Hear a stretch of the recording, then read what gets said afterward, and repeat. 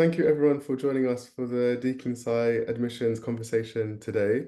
My name's Ashley. I'm a clinical psychologist who works in staff wellbeing, but also is the co-founder of the Seeing is Believing YouTube channel, which is a resource under the UCL-led Valued Voices mentoring scheme founded by Dr. Kat Alcock, aimed at supporting aspiring clinical psychologists from racially minoritized backgrounds to enter the profession and feel like actually they have a place and they belong in the profession as well. And special acknowledgement goes to Kat and also to Dr. Shah Alam for their support with this project and helping it to come to fruition as well. Yeah, they are fabulous. Both of them have done huge amounts. Yes, couldn't have been possible without them. So yeah, I thought I'd give them a shout out. Definitely. Shout out seconded. I'll just introduce myself next. I'm Sheepa and I'm an assistant psychologist on the scheme. I'm also a clinical associate in psychology in training at the moment. And I'm just here to learn more about the path to becoming a clinical psychologist and how programs, doctorate programs, shape practitioners for the future. Lovely, thank you. I'll introduce myself next. So I'm Dr. Gail Wingham, commonly known as Gail. I'm an admissions tutor at Rhul, Holloway University, and I've done that for 3 years. And I'm Janice Williams, and I am the admissions tutor at UCL, which I've been doing for just under 12 months. Well, nice to meet you, Gail and Janice, and thank you for joining us today. So to begin the conversation, we are aware we're speaking to you both from different courses across the London and Southeast area, and there may be similarities and differences between your approach to admissions.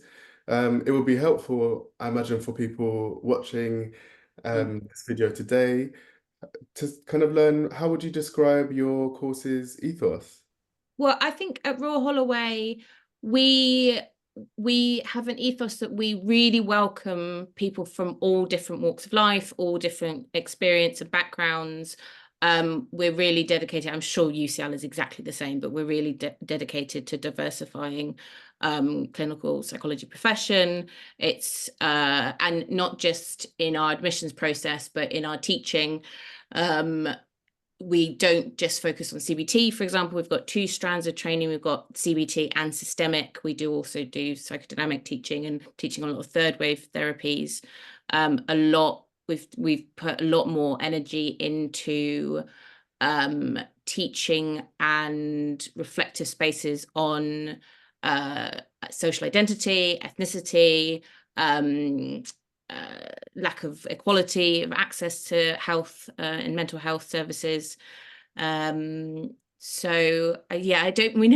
I've always thought at Rhul Holloway, we don't necessarily have a clear ethos statement, but I guess what we're really keen on creating clinical psychologists that are reflective, that have a broad range of experience, that come out of training with a broad range of experience and a broad range of skills, and that are competent and confident clinical psychologists that have a voice and want to make a difference in the profession and feel like they can do that.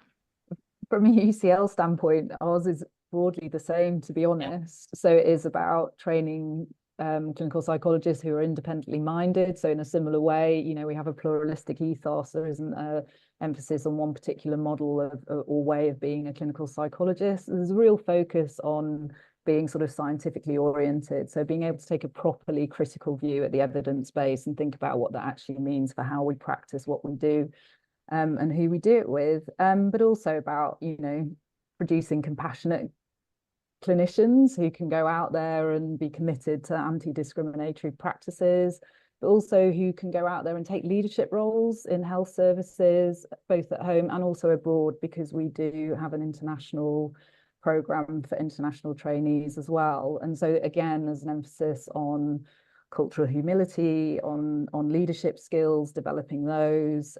So it really is about trying to produce clinical psychologists who are equipped for the 21st century NHS and the challenges that brings with it, and is realistic about the people who use the services and what we can do to try and make those services better. Well, that's really helpful to hear. Thank you, Gail and Janice, for sharing that. And just to follow up, what would you say is the kind of admissions process for either NHS funded or self-funded applicants or irrelevant international applicants to your courses? There are definitely similarities across the two, because all applications need to go via the clearinghouse, and that's for all of the courses. So that's the clearinghouse in clinical psychology. And that's for both home and international. We don't offer self-funded places for home students, only for international students. I think Hearts does, but I think there's only a very few courses that offer self-funded places for home students, because most of those are funded through NHS England. So yeah, so in the same way as for all the other courses in the country, applications are managed via that clearinghouse. So that's like kind of UCAS for Dclinpsy applications. And then, you know, we'll get sent our forms. So the deadline's usually around sort of mid-late November. We get sent our forms. Gail and the team at Holloway will then get sent their forms as well. And then we look at the forms against a number of criteria. So we have a set of essential criteria that we look at first, and then forms are then rated in pairs against a set of criteria. From that, we'll whittle that down to the people that we interview.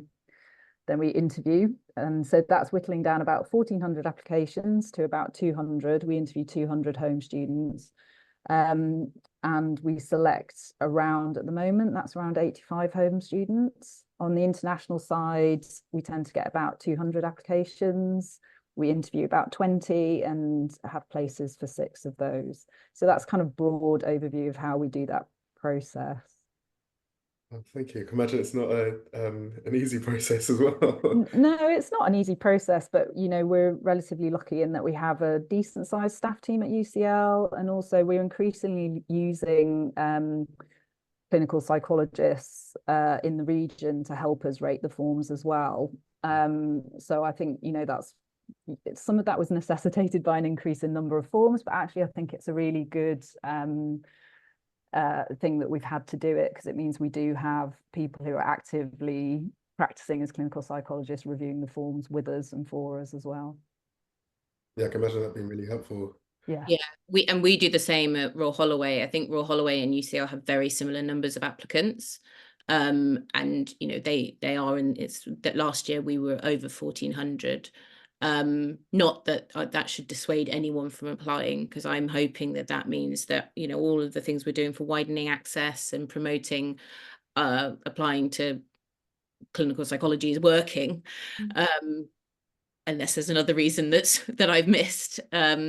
So at Rhul Holloway, we used to have international students that could pay fees.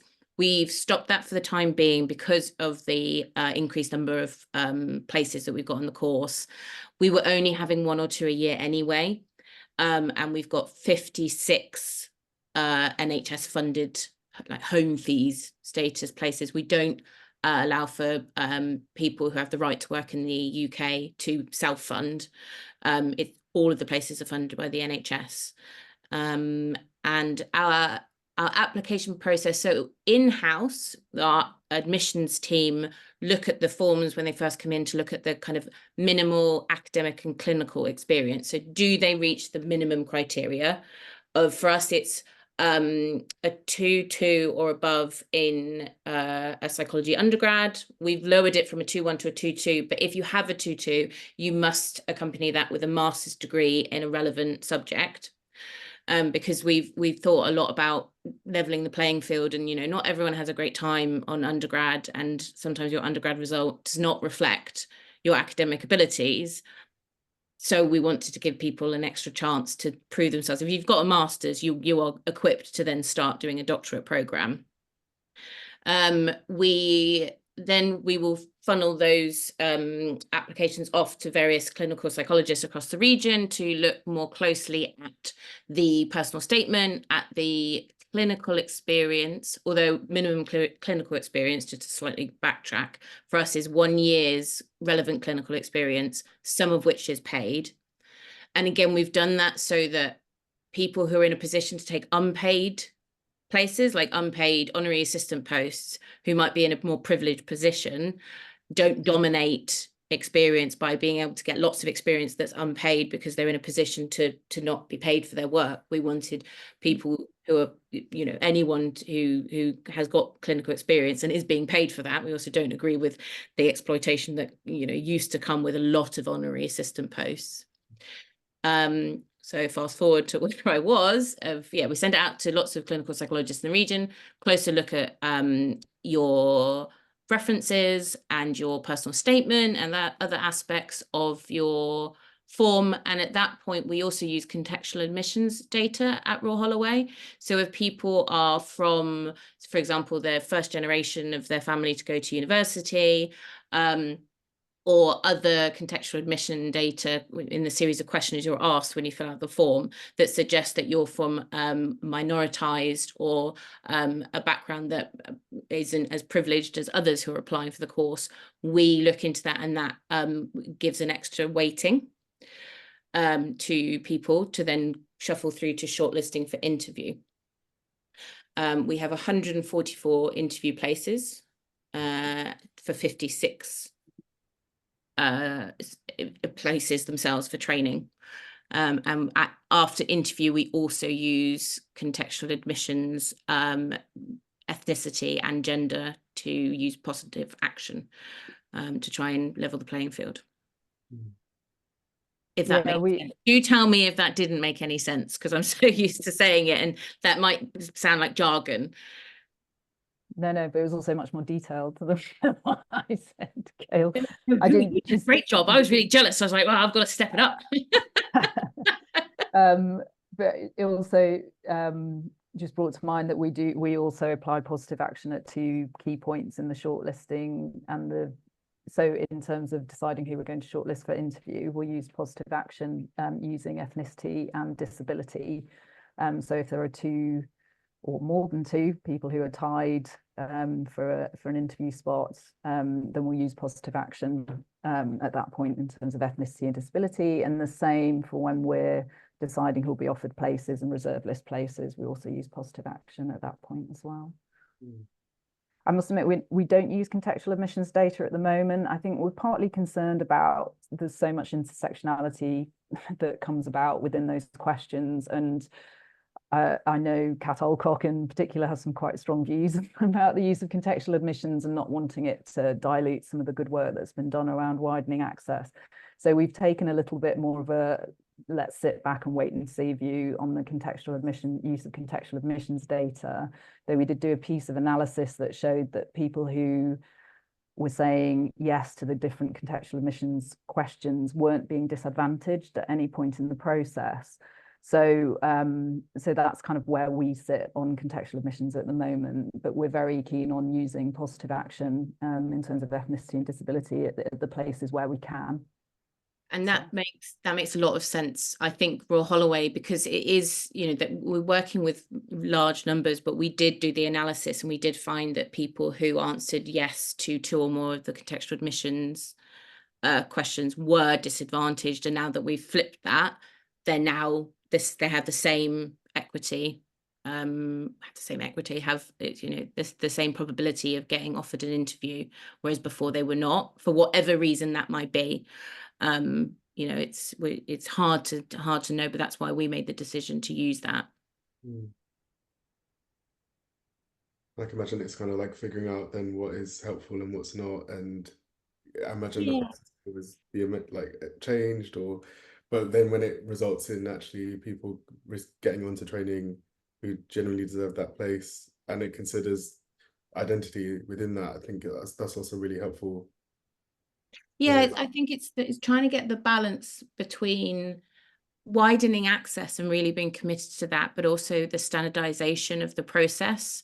So, you know, for all applicants, and doing it in a way, widening access and implementing different ways that might help to widen access whilst not actually being overly biased and, you know, disadvantaging other applicants, or you know, that we're not using positive action on disability at the moment. We do it on gender and ethnicity. That doesn't completely tip the playing field against, you know, people from other diverse backgrounds. And yeah, so it's a bit of a balancing act and trying to get it right. And year on year, I think we try to improve and then reanalyze the data, try and do something, either keep the same thing or do something different. And I'm sure UCL is the same.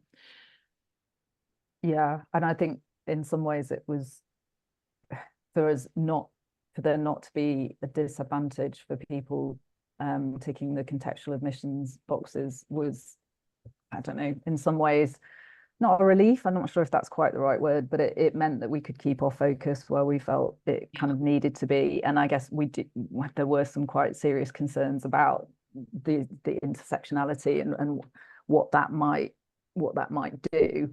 But, you know, I think, Gail, if we had found that there was something within our processes that was disadvantaging those candidates, then obviously it would have been something that we'd have to think about and look at. So, yeah.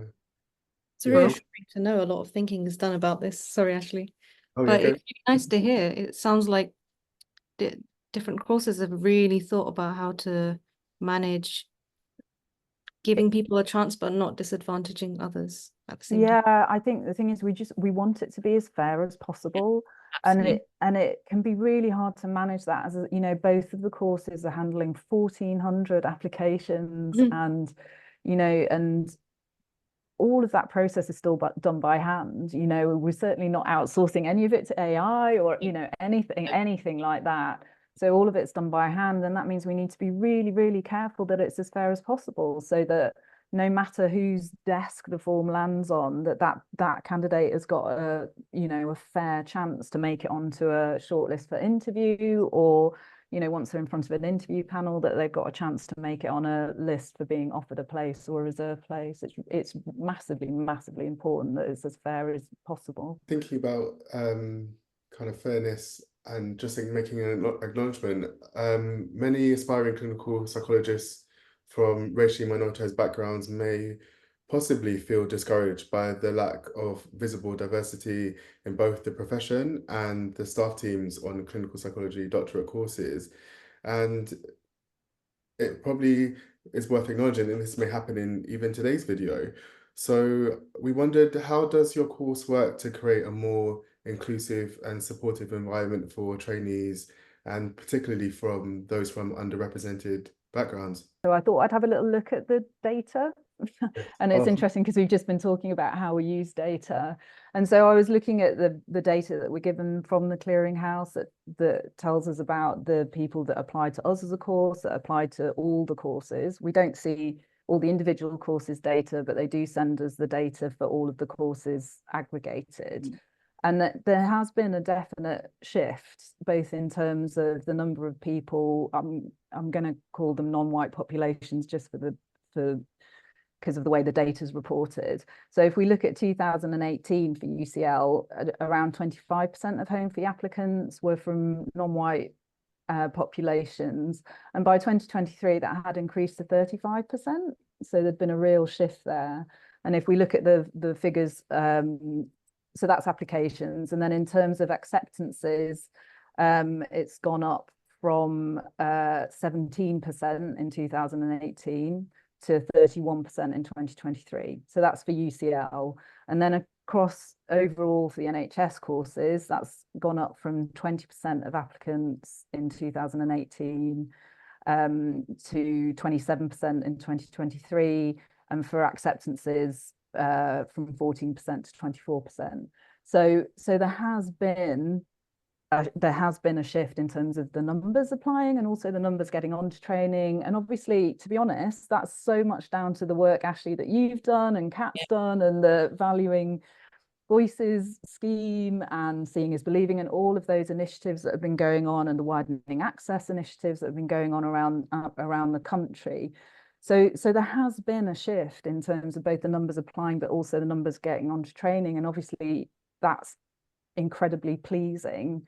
And so it does seem like, you know, increasing numbers are seeing clinical psychology training as something they can do and that they want to do and that they can thrive while doing. But obviously then it's up to us, isn't it, to make their experience while they're on training as positive as we possibly can do. And, you know, UCL as a course has put quite a lot of focus on EDI initiatives recently, and we're still trying to move those initiatives forward. We're always thinking of ways in which we can do it. And one of the key focuses at the moment is to make sure that things like cultural competence, social graces don't sit as a bolt-on, that they're integrated throughout the courses. So that's definitely something that the EDI group are concentrating on at the moment, but also, you know, offering reflective spaces for trainees, both from minoritized backgrounds and from non-minoritized backgrounds. And we've also had peer support spaces for racially minoritized trainees, and those are going to continue as well with external facilitators. So, you know, it looks like there has been a really good shift over the last, you know, 5-6 years, but there's always work to be done. And I think especially on the experience of trainees from racially minoritized backgrounds when they're on training. And we always want to listen to the experiences of trainees and think with them about how we can improve those experiences, both for them, but also then for the next set of trainees that come after them. So then I guess the environment continues to adapt and grow and ultimately is supportive. Yeah, that's the plan. I mean, I'm not suggesting we always get it right. I don't think we do. But, you know, I think we're always open to listening and to trying to do something about it. You know, nothing's ever set in stone. There's always different ways of doing things that can be considered and thought about. And that's what we'd like to do, really. Yeah, I think there's so much of what you said, Janice, that is very, very similar on the Rhul Holloway course. And that willingness to listen and have various ways of feedback from the whole course, and also from members of the course and trainees who are from global majority backgrounds. We also provide a separate, so we've got reflective practice spaces for the whole cohort. And then there is a self-elected space that's facilitated by an external person for trainees from global majority backgrounds, that they can join to talk about, you know, what it is to be a trainee from a global majority background, difficulties. It's that space just for them. I think what we try to do, and like you said, Janice, in the teaching, whether it's in the reflective practice, the clinical seminars, or the lectures, that you know, thinking about ethnicity, thinking about diversity isn't just a bolt-on, that it's genuinely thought about in terms of adaptations to therapy, in terms of what it, you know, I said, well, it wasn't recorded, but my background is forensics, and that's got a hugely disproportionate number of people from global majority backgrounds in the forensic system. And in my teaching, I will talk about that, and I will have discursive spaces of where that comes from, what that means, how to work with it, how to have those conversations as members of staff with your clients or with members of staff. And I'm not the only person that does that by any means. And we really promote psychological safety. So we don't want to put it upon trainees from minoritized backgrounds to speak up about what it is to be from, you know, a minoritized background. It's a shared responsibility. Selection wise, very similar to what you said, Janice, but we have done a lot of work to get more people on the panels, on the interview panels, who are from global majority backgrounds, or who are male. So it's not just a sea of white women, who we're going to call it what it is, to help. And we try to make our panels so that there is a diversity on each interview panel. And we're working on the staff team. We have a level of diversity in our staff team, but it does reflect the systemic problem we have. It's improving, but it's still a problem. We know that, and we acknowledge it, and we acknowledge it in our teaching. We acknowledge it widely as staff. You know, we are trying, but we are not there yet, and we want to create clinical psychologists in our training who are going to have the same ethos and want to foster the widening access. That's why we support the Valued Voices scheme, the widening access, all of our teaching because we're not there yet by any means, particularly the London courses. We want our cohorts, not just in terms of the demographics, but in terms of their values, to mirror the people that they are treating if they're going to stay in the London area. I think this year year on year, we've had an increase in diversity of our cohorts. I'm talking particularly about ethnicity. And this year we've got our most diverse cohort yet, which is, I think, nearly 50% from a global majority background, which is just showing that the initiatives are working, and we are really, really pleased with that. But we know we don't just stop there. There's like a lot of work that's... I didn't have any numbers like Janice. Showed me up there. But it's evident that, like, yeah, things are shifting. And I think you both mentioned that there's still kind of work to be done. I think what differences come to mind for you both in terms of, yeah, what that work might look like in terms of, yeah, further changes? Well, I'd hope there's a little bit of a momentum building that will then spread out, because if we're encouraging more people onto training, then they go out and they become qualified clinical psychologists, they then become supervisors, they then come back to us and they say, can we be on your interview panels, you know, helping make the interview panels more diverse. You know, they might then be interested in coming back and working on the course. So I think there is something there about what happens about a momentum. So, you know, they're more available to be mentors on the Valuing Voices scheme. So and that allows that to expand. So I would hope that there is momentum there that can continue and then kind of start to build on itself a little bit, if that makes sense. You know, similarly to Holloway, we try really hard to make our interview panels diverse, because we know how important it is for you know, applicants coming into, we're still online for our interviews, so coming into the Zoom link and seeing diverse faces within them, but it isn't as easy as it could be sometimes. You know, I think continuing to support initiatives as well, like the widening access initiatives. You know, there's a whole load of trainees that go out into schools and talk to you know, kids when they're in school about clinical psychology as a career, because I think sometimes we need to remember where we're at in the process as well. So, you know, we need people to have gone through a psychology degree first. So doing a psychology degree needs to be something that's attractive and something that they can think about. So I think things like the widening access initiative is also really important to get people actually going to uni and getting a psychology degree, because that is the first link of the chain, really, isn't it? Yeah. And yeah, and then I know that there are initiatives around trying to help global majority people into assistant psychology jobs, because quite often that can be really hard, and I think that's massively important as well. So I think there are sort of, I quite like the fact that with this there are things happening at all points of the chain, really, because, you know, we're only at a certain point and we can only do so much, and you know, but trying to support those different parts of the chain as well. Janice hit the nail on the head. With, you know, you have to think of it in stages, and there's so much waiting in earlier education, which we haven't got that much control over.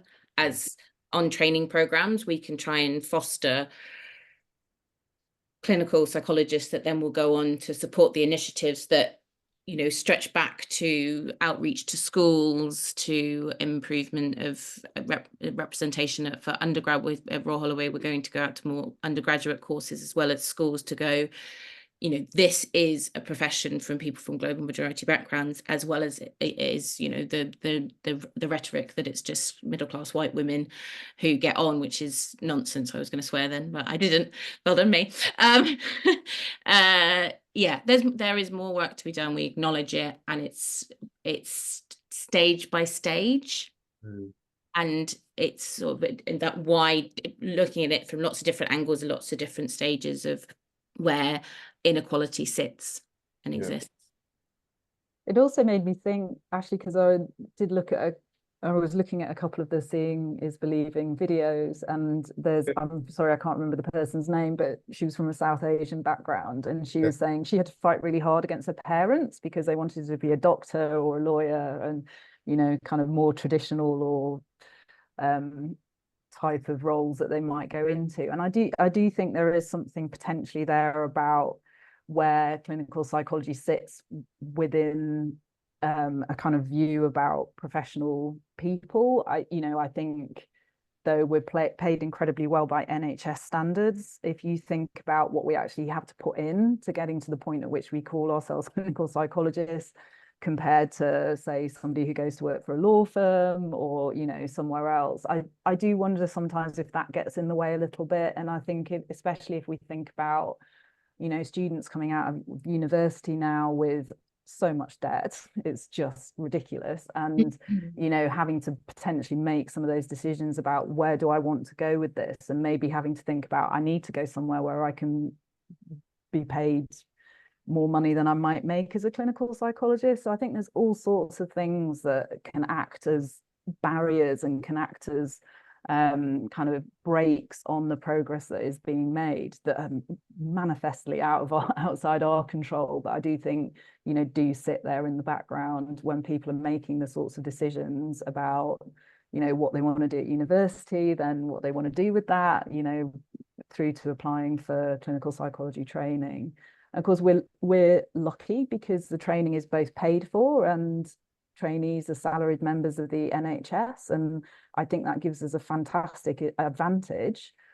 But I do wonder sometimes whether some of these other factors play a role in people getting to that point of making the decision to apply. Yeah, so because often it's not solely just on that person, it's, yeah, as you mentioned, like the family, friends, carers, whoever's in their life personally, that can also hope, like, even encourage them that, yeah, this is something that you can do, even if it's less clear cut, because the journey isn't a clear cut one, it's not straightforward. So actually, with all the kind of bumps or the hurdles that you have to go through, who can also be alongside you along that and say, yeah, this is something that you can still do. So yeah, I can imagine then, as you both mentioned, even at the course stage, what's gone before you can't have control for, but then what responsibility is it? It sounds like it's like a shared responsibility for at different points in that chain to kind of encourage people to believe that they can still try. Yeah, and, you know, and I've had conversations with the sort of broader UCL network about the Access UCL initiative that they have about trying to widen access to UCL, and obviously us having conversations with them about what they're doing is massively important as well, because, as I say, we're kind of towards the end of the chain and we need the people coming through with the qualifications that we need in order for them to apply. So yeah, we're just one part.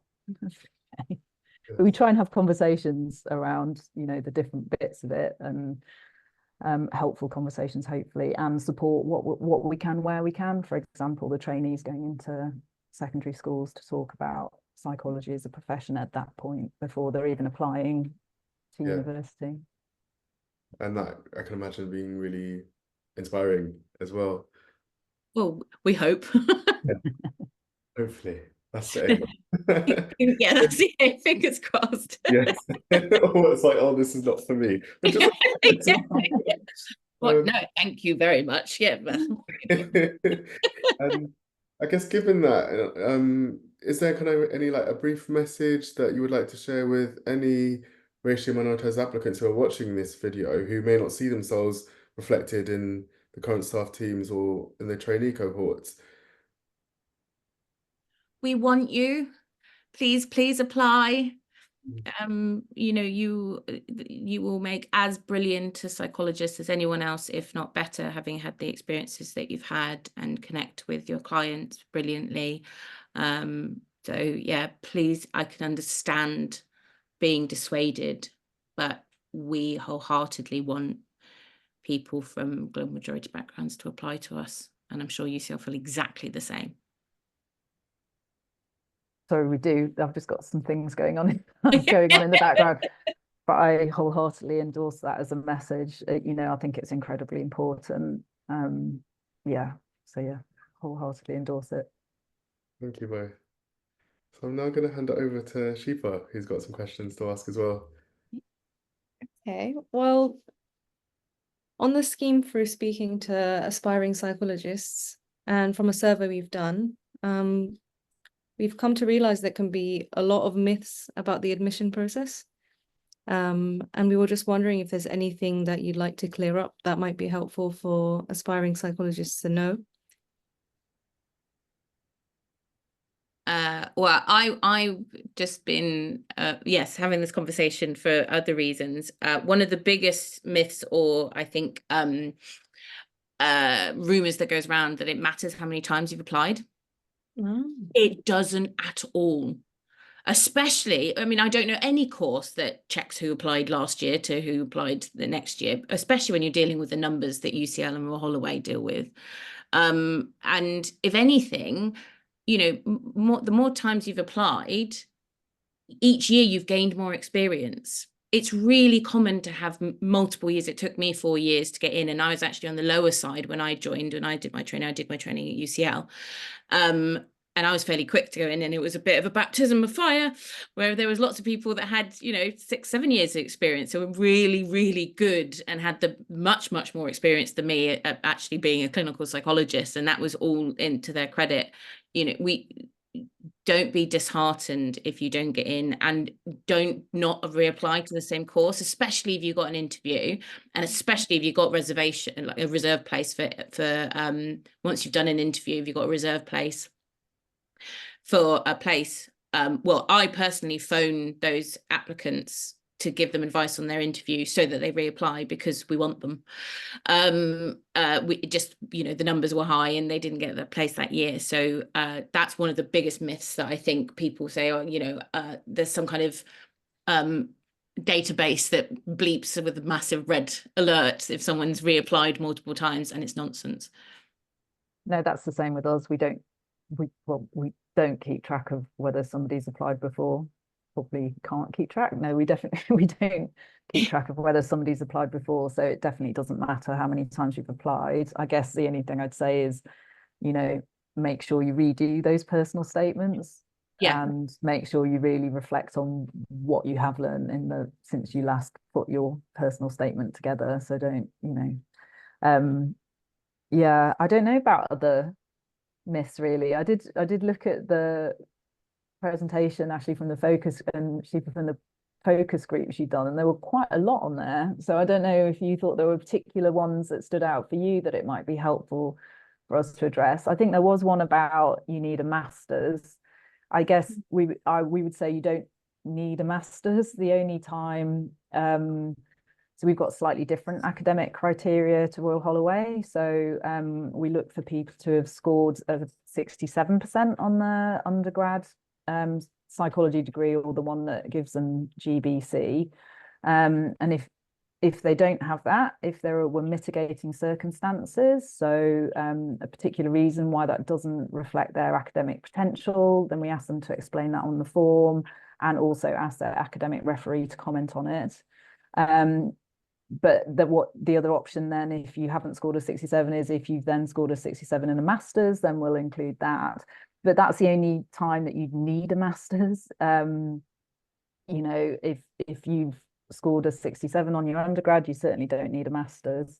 So I think that's one of the ones that I spotted on the slide. And certainly from our point of view, you don't need a first either. That was another one that I spotted. Yeah, I agree. I will definitely second that one. You don't need a master's. It can help. And what I said, if you've got a 2-2, you do need a master's. But if you've got a 2-1, particularly if you've got a first for Royal Holloway, you don't need a master's. And I don't know whether you were about to mention this, Janice, but this brings me on to the other myth, which is you need to be an assistant psychologist to get onto training, because I'm living proof of it.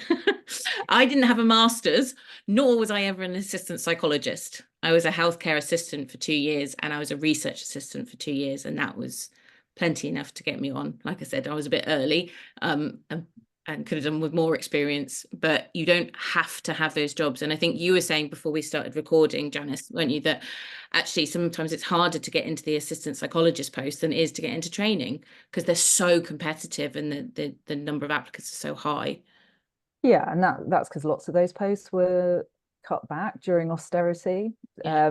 And so there's just far fewer of them. So in a similar way, you know, we don't have, you know, you can definitely get onto UCL without having been an assistant psychologist. I guess what we're generally looking for is people who've done roles that have allowed them to develop an awareness of what clinical psychologists do, potentially what it's like to either work in the NHS or with the NHS if you're working in for an allied service, and also what it's like to work with the kinds of populations that clinical psychologists work with. And that can be done through a real variety of roles, and assistant psychologist is only one of those. That kind of links to some other questions that came up around other valuable roles and how to make less relevant roles or less traditional roles work. Because as you said, you don't need an AP role, you don't need a master's, you don't even need a first in some cases. And some people were just wondering, do you have any advice on how they could utilize these kind of like alternative experiences for their application? Well, as somebody who came to clinical psychology really quite late, I was an older applicant, and so I'd had a whole career beforehand in PR and marketing. When I was putting my form together, I thought about what skills and experience, what I'd done before, might have given me that would help me in clinical psychology training. And I'd probably recommend that approach for people who've had, as you say, sort of non-traditional roles, or who've had other experience that might fall outside that broad clinical experience, is to think about what it is, you know, what generic skills, what transferable skills you might have developed through those roles that would help make you a better trainee clinical psychologist, and think about it from that point of view. And that's certainly what I did when I was putting my form together. So around communication skills, time management, organization, those kind of broader transferable skills that I developed through the job that I'd done before, and how I would build on those during, and how I had built on those, and how I would continue to build on those during training. So I think that would be my sort of top tips on that, and that comes from some of my own experience. But I don't know, Gail, if you've got anything additional to say on that. I think that in terms of slightly less traditional roles, I think healthcare assistant roles are massively undervalued. You can get amazing experience. I'm slightly biased here because of my forensic and inpatient experience, but it's incredible experience to be able to prove that you can sit with someone with high levels of distress in crisis, just be a human and sit with them, because we're going to train you to work in a CBT model, work in a systemic model. We're going to do that on training. We want to know, can you sit with someone who is perhaps in their worst moment of their life and be there for them and listen and contain what they're going through? So healthcare assistant roles, and you can, you know, there'll be a psychologist somewhere in that service, hunt them down pleasantly, maybe bring them a cup of coffee and see if they've got any audits that they might want some help with. That'll get your research experience up. Or, you know, similarly, if you're a OT assistant, you know, you can, and multidisciplinary working, cross multidisciplinary working is actively encouraged. So, you know, there's lots you can do in non-assistant psychologist roles.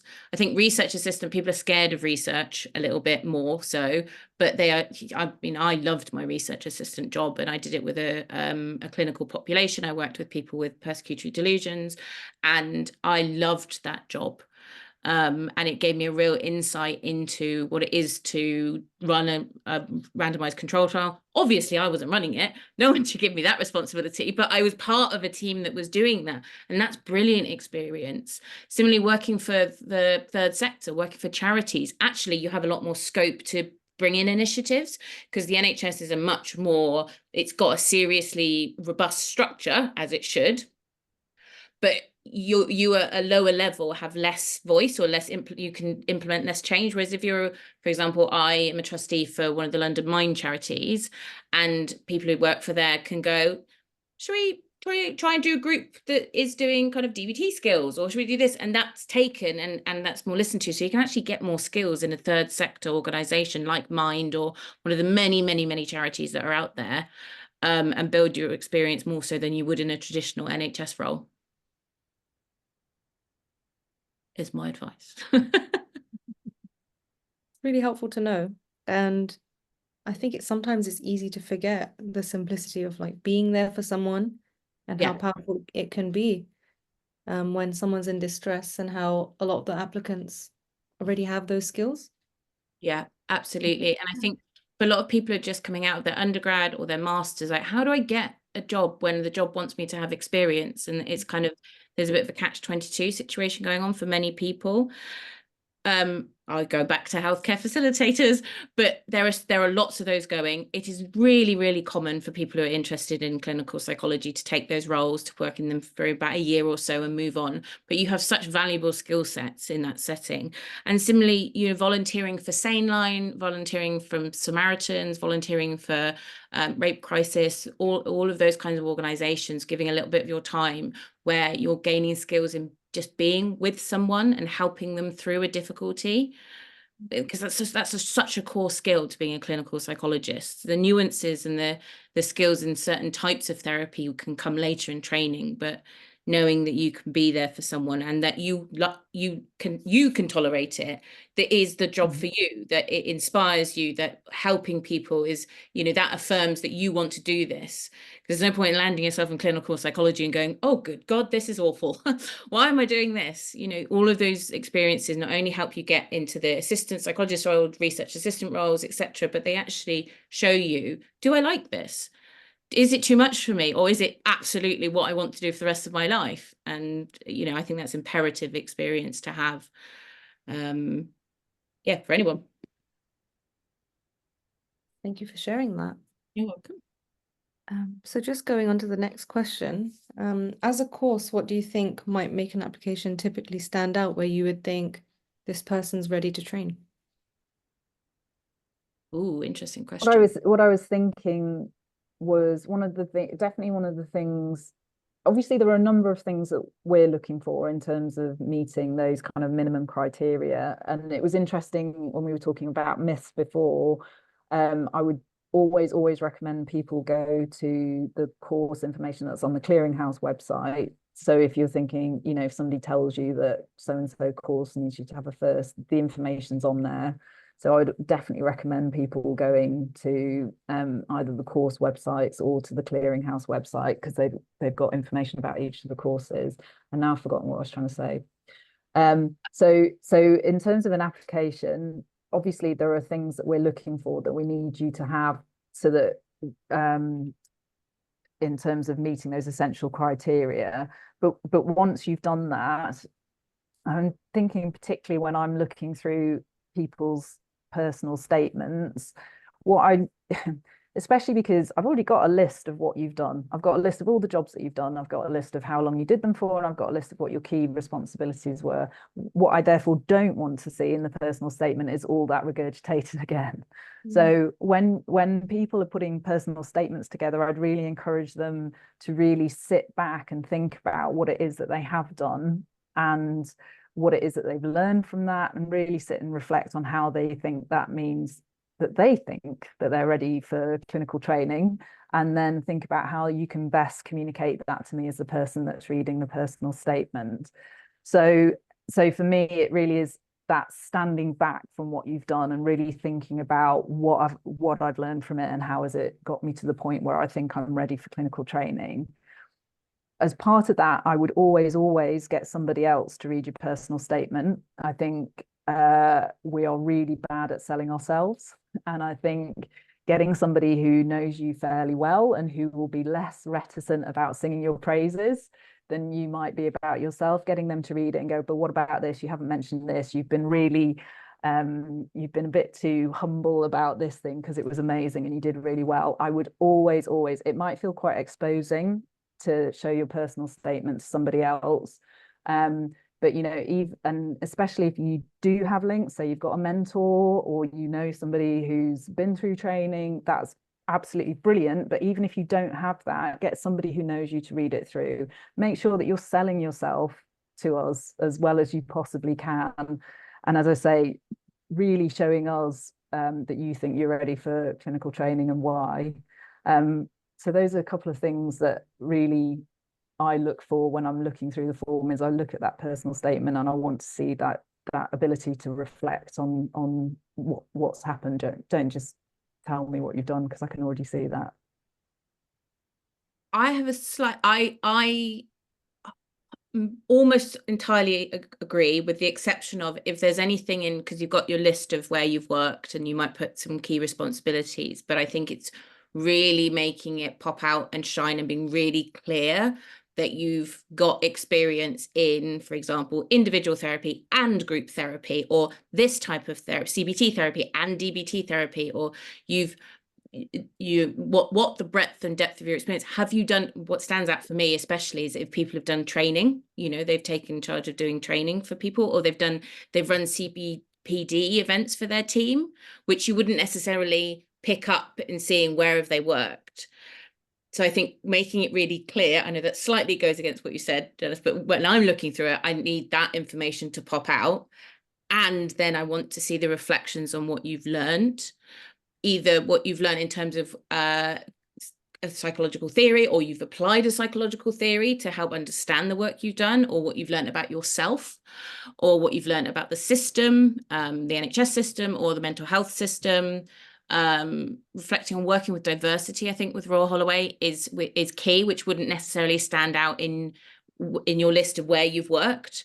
So if you worked with interpreters, if you work with people from LGBTQ backgrounds, if you work with people from global majority backgrounds, and what you've learned from that, you know, making that stand out. You've got very finite word count, so it is a bit buzzwordy. So it's kind of buzzwords plus your reflections and your learning would be my best advice. And if you've done things like training and CPD sessions and consultancy, that's even better, because a lot of people have done therapy, will be doing some kind of therapy, but that extra level of, you know, MDT working and taking that next level up to teach others. If you've got that experience, or if you can get that experience, whack that in loudly and proudly, as you say, Janice.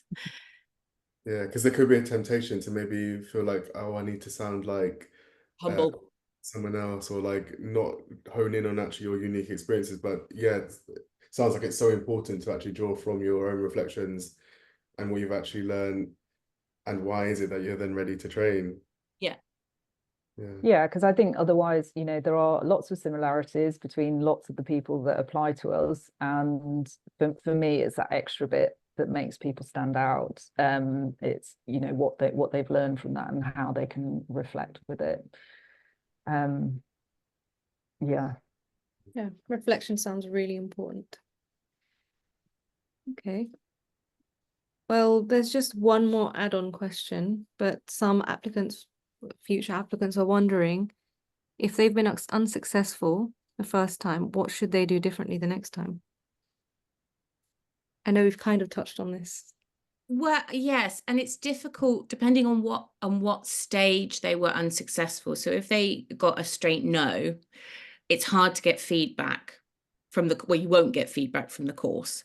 So my suggestion would be to take it to, if, like Janice said, if someone didn't look through the form before, definitely get a clinical psychologist. And especially if you work with a clinical psychologist because lots of clinical psychologists look at applications and do help with interviews. So if you've got someone who has that experience in the service you work in, you know, maybe buy them a packet of biscuits and see if they'll have a look through the form. If it's at interview, some courses will give feedback for unsuccessful applicants when they've had an interview. We do for those that are given a reserve place.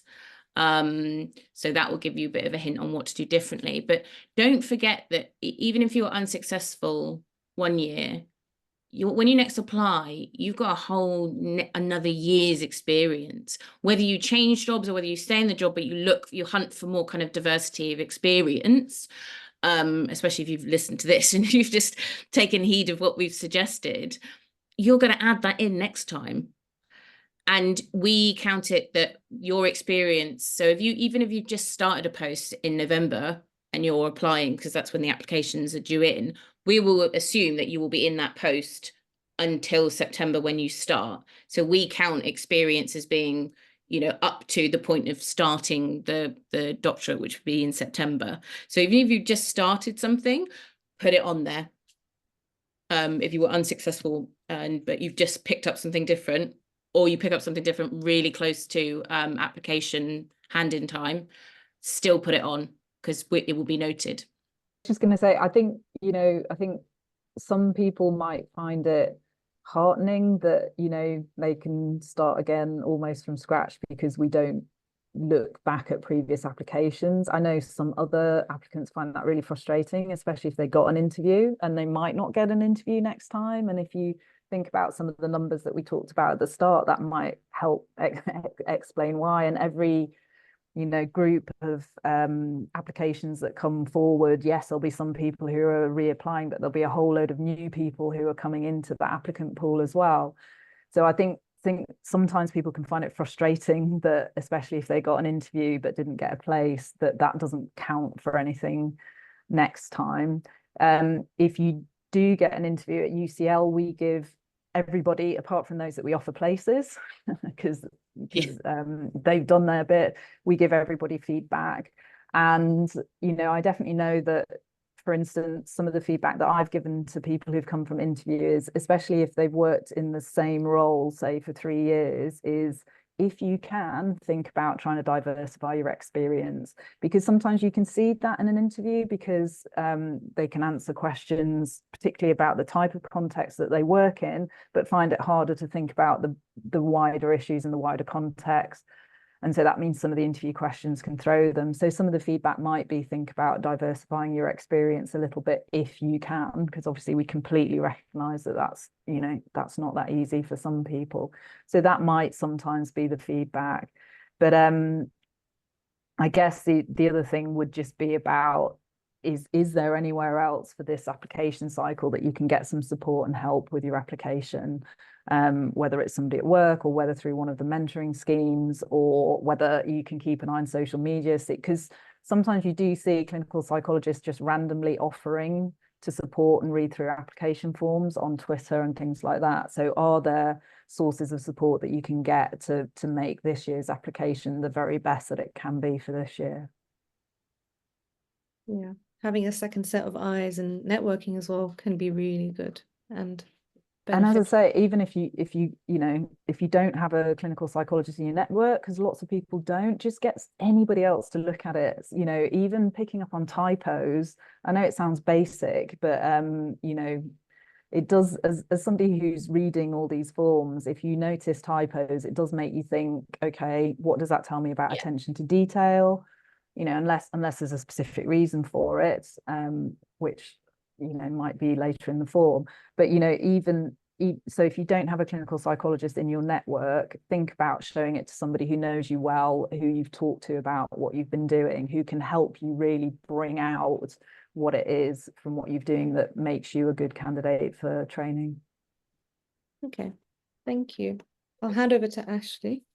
Oh, sorry, Gail, did you have? Am I allowed to plug the Instagram page that I spoke about? Because I'm wondering whether, like, say, if you don't happen to have that many psychologists in your network and you're applying, there are lots of people on various social media platforms that are dedicated to helping aspiring clinical psychologists. And that's actually something that we've just set up at Rhul Holloway. So I've just set up an Instagram page to give more angled at aspiring clinical psychologists tips about writing a good application form, tips about interviewing, information about what it is to be on training, to kind of demystify it for all applicants, because there is this kind of, there's a lot of, like you say, myths and unknownness about training and rumors, and I wholeheartedly disagree with that. And I think that we need to demystify it and make, you know, advice available for everyone, not just because they managed to get a job where there's loads of clinical psychologists there, you know.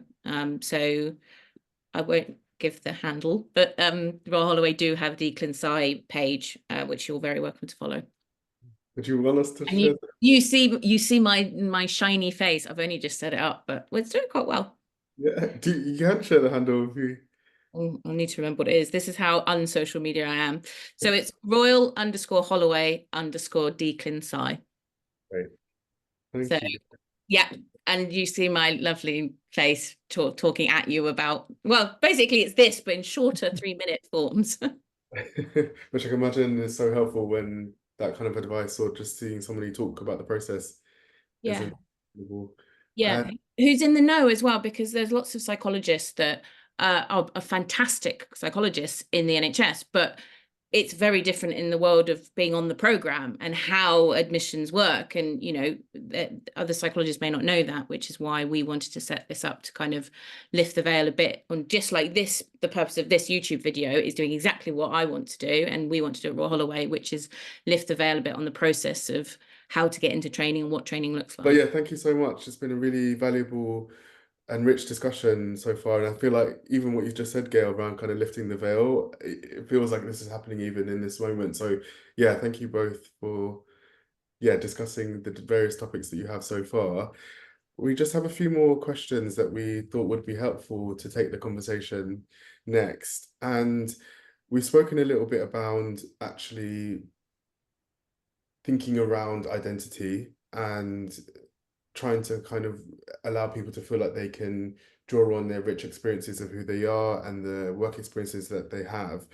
But we just wondered, with intersectionality in mind, what advice can you offer to future applicants who may be concerned that aspects of their identity, such as their race, their lived experience, neurodiversity or disability, cultural background or religion, and even age, might disadvantage them during the application or interview process?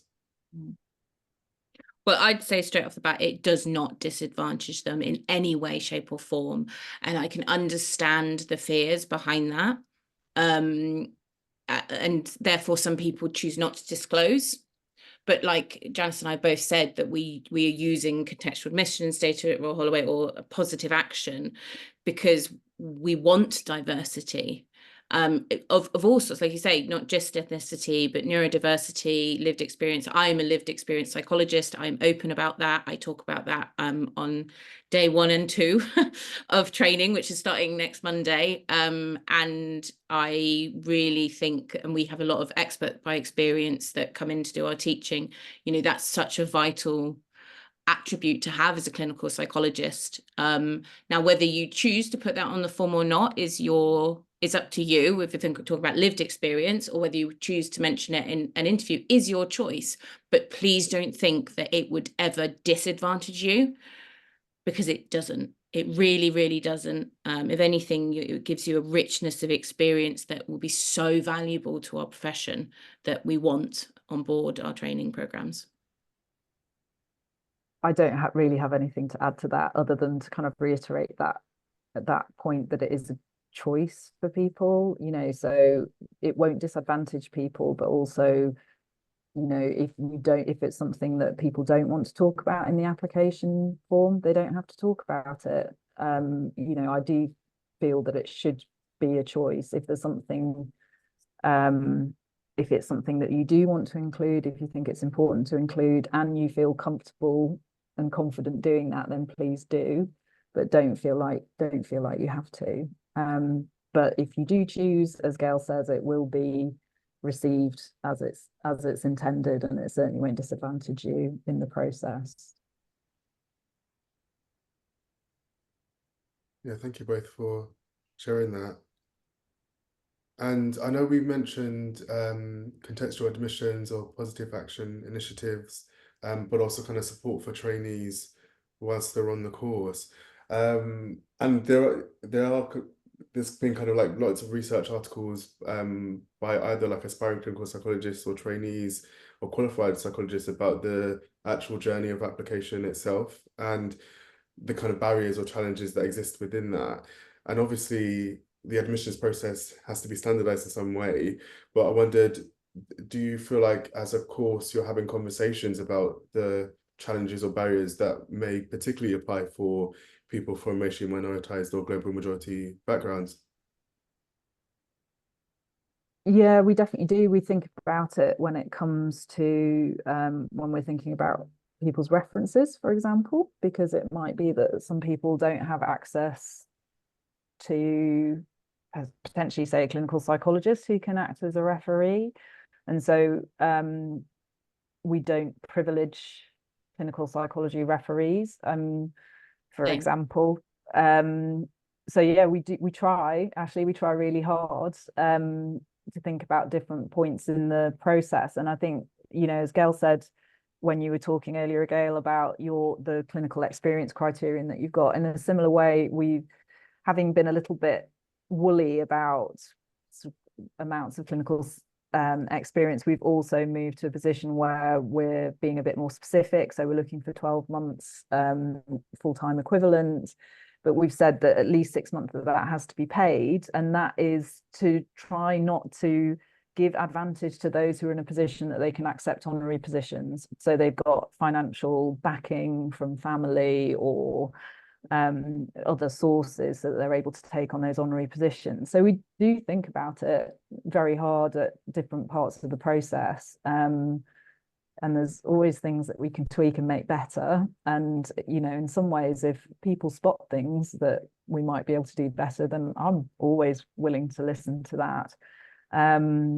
So, you know, we do try and look at the different processes and see what we can do. You know, in a similar way, although we do have that criterion about a 67 for an undergrad degree, it doesn't matter what university that comes from.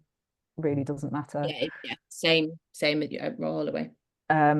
So again, you know, very committed to trying to make this process as fair as possible within the constraints of recruiting people onto a doctorate level program.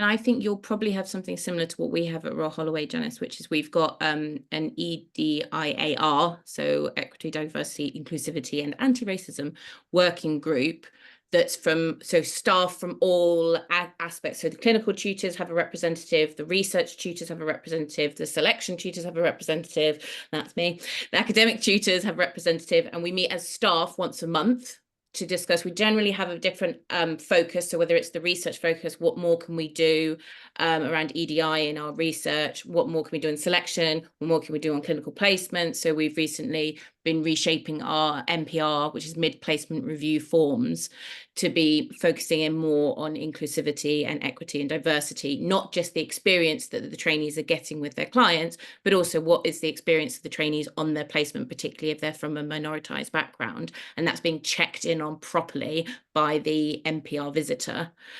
That we're offering more projects that look at, and I do that myself. I'm particularly interested in social identity and ethnicity in forensic services, both staff and service users, and how that impacts restrictive practice and it impacts their experience. And we're trying to build more, have more research projects on offer. So we then have I think it meets every 3 months, where we have EDIAR representatives from each year in our cohort that will then join us, and we'll go through what each aspect of the course is doing in terms of EDI initiatives and what we're working on, to keep that conversation going, to keep monitoring what we're doing and what's working. And if it's not, do we change it? It be an open dialogue. We get feedback, we use feedback, we admit when we've got it wrong, and we learn as we go, basically. Well, thank you both for sharing. You're welcome. So I'm going to hand it back to Shipa now. Okay, well, next I just want to know more about how you think applicants might be able to take care of themselves and maintain their well-being during the application process. Obviously, it can be quite grueling sometimes and time-consuming, and applicants were just wondering if there's any advice.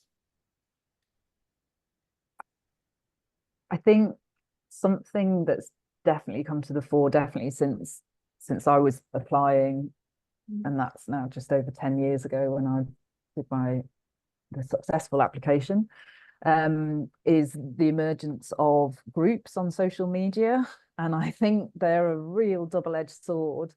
So I think they can be, you know, of other people who are applying, and you know, and at what stage of the process that they're at and all that. And I think, you know, they can be helpful up to a certain point, but I think it's up to the individual to decide if there's a point at which they've become unhelpful, and if there is a point at which they've become unhelpful, then it's okay to step away from those groups. So use them until they're useful, or use them if they're useful, and then step away if they're not. So that was definitely, when I saw that question, Shipa, it was definitely something that I thought about. Was certainly some of the feedback that I've heard about some of the groups is it can just get a little bit, I don't know, unhelpful, I think is the word I'll use for it, in terms of what's happening with the group. So that would be one thing that I think about. But also I think in terms of preparing the application form, try and give yourself a bit of time. Don't try and do it at the last minute, especially, you know, it takes a while, especially if it's your first time, even to get all that basic information in about, you know,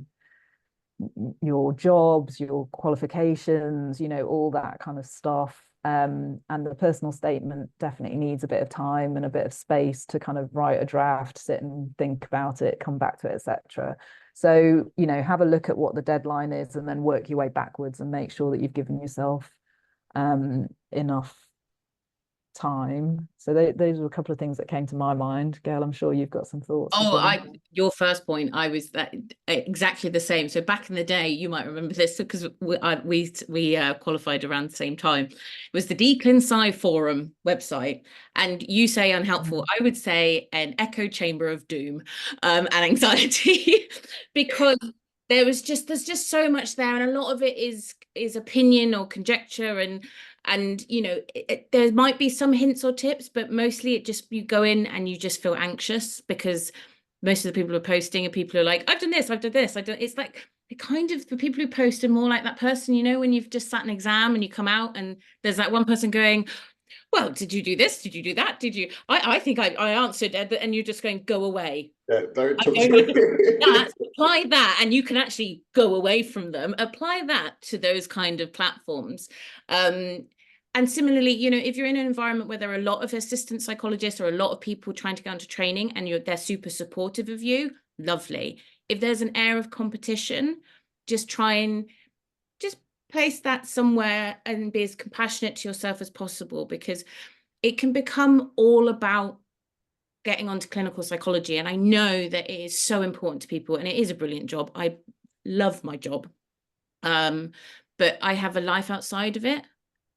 You know, as Janice said, take your time to write the application form, you know, pull in the resources that are helpful, be them, you know, clinicians that you work with, peers, or just your friends and family, and do other things, because that's important. You know, look after yourself by going, I'm not going to think about my application form today. I'm going to go and have a life outside of clinical psychology world, because you're going to have to do that on training. You know, it's not, when you get onto training, it is, you still have a life. I promise you, you will still have a life. When you're writing your thesis, it gets a bit busy, but you will still have a life. Don't lose sight of who you are, because you're going to work as a clinical psychologist, but it is not who you will be. You won't just be a clinical psychologist. You are a clinical psychologist, and you are, you know, a friend, a mother, a sister, whatever it is. Don't lose sight of that. You know, your identity is multifaceted, and it's not, you know, clinical psychology is not everything as it can feel when you're applying. Or being unsuccessful is everything, and it can feel very wounding. And I do appreciate that, but it's taking time to take stock, be kind to yourself, and know that you're just about to reapply in a year's time with more experience, which we welcome. So, and I guess also just think about those points at which there's nothing you can do about it. So you've handed your form in, nothing you can do about it. Yeah. So, you know, go and find something else to do, go and spend, you know, go and do some of the things that you put to one side while you were getting your form together. So, you know, if you get an interview and you do your interview, once it's done, there's nothing you can do about it until you get that, you know, until you get the information about whether you've been offered a place or not. So thinking about at those moments, you know, in CBT, it's the kind of worry tree, where you get to the point at which you're worrying about something that you can't do anything about. you know, try really hard to put it to one side and go and do something else at the points at which you can't do anything about it. Yeah, being optimistic about the future, but also thinking I need to accept that what's done is done. Application's been submitted. Yeah. I've tried my best. Yeah, tried my best. That's all I could do. And as perhaps a point from my experience, both everyone I knew who was my peer who wanted to be a clinical psychologist is now a clinical psychologist that I'm aware of, and pretty much everyone that I have supervised or I've known are now on trainee programs or are on a really good trajectory to becoming clinical psychologists. Especially with the increase of numbers, you have such a good chance. And if you're dedicated and you love it and it's your passion, you will get there. You will get there. But also, just as a slight counter to that, you know, there are other things that you can do. So, you know, being a clinical psychologist is great, but it's, you know, there are definitely other things that you can do. There are other things you can do with a psychology degree. There are other things you can do with the experience that you've got, you know, whether that's becoming a CBT therapist, a counseling psychologist, a systemic family therapist. So, you know, so for some people, it might be about thinking about, okay, so if I don't get onto training, what other options might I have with the experience that I've got? And that might help you again manage some of that anxiety, so that whether or not you get onto clinical training isn't the be all and end all. It's okay, yeah, I've got a plan B. And even if the plan B is I'll apply again next year, that's absolutely fine. But if you've got other things sitting there that you might want to investigate, other ways that you can use the skills and the experience that you've developed, that might also help contain some of that anxiety during the application process. Thank you. So some aspiring clinical psychologists have said that after watching the video today, that they want to feel more knowledgeable and hopeful and reassured about the whole process. And I was wondering if you have any advice on what they should know to help them get onto training, maybe kind of a summary. I know we've touched on these things before. Well, I hope they feel a little bit more knowledgeable after watching the video. Me too. There's a few. But I guess they should probably be the judges of that, really, shouldn't they? Yeah. And it would be great to get any feedback that you get from people saying, you know, it would have been actually, I feel more confused than I did before I started. In which case, Gail and I really need to think about how we're communicating. And we will take that constructive feedback. Yes. Do better next time. Do better next time. Hopefully, you know, we've made it sound much more optimistic. We've lifted the veil, like, you know, we've talked about, demystified it a bit and made it seem more possible, given advice on applications and so on and so forth. And obviously, if you know, whether they want to get in touch with us directly or get in touch with you or bombard the Instagram page on Rhul Holloway with other questions, you know, go for it. I welcome it. Thank you. Yeah, thank you. And just before we finish, we wondered, I know we've had a really long, rich conversation that I think feels really, you know, I've sat here and thought, actually, I've learned a lot more about the process despite even training myself and going through it. So hopefully others feel the same. And if they have any other like feedback, that we could also, you know, continue to improve the kind of resources that we're creating. But is there anything that we've not asked today, or you feel like actually before we finish, I want to just make sure I say this, that we just wanted to offer you both the opportunity to share anything if we've not covered anything or not asked something that you maybe had hoped we would do.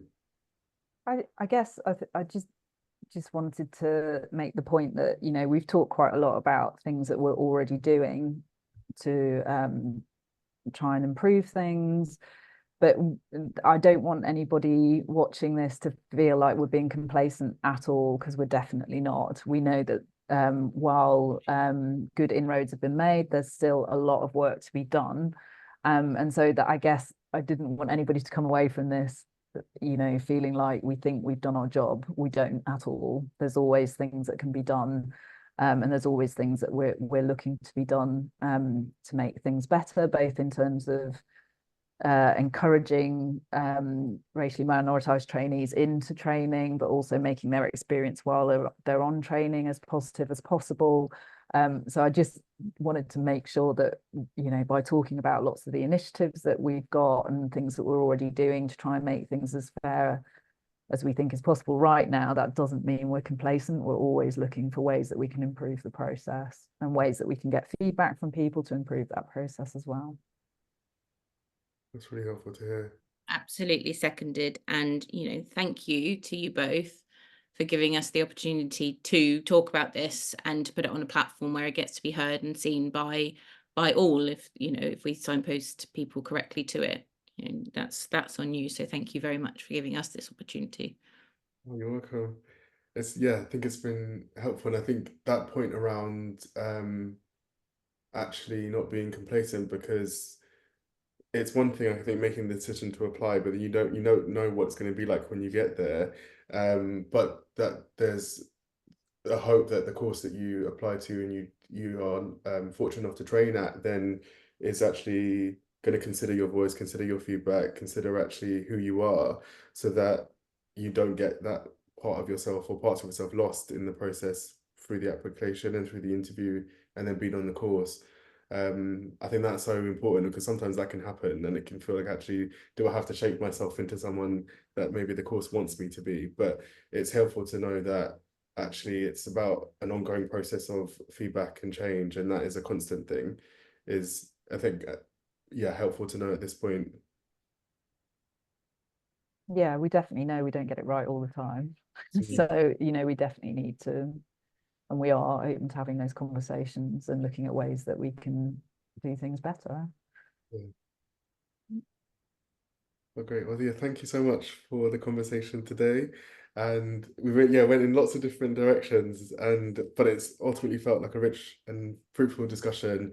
And hopefully, there's something about lifting the veil. I hope that, there's been a lifting, however high we've managed to do it, that's been possible today. So yeah, maybe even in going so far as just, you know, we are, although we're part of an admissions team, we are human beings. We have faces and very human, faces and names. And I wonder if, you know, especially as the applications are done through the clearinghouse, it all might feel a bit impersonal. And I wonder if there might be something helpful for people, seeing that, you know, it's people like Gail and I who sit there and look at the forms when they come through to us.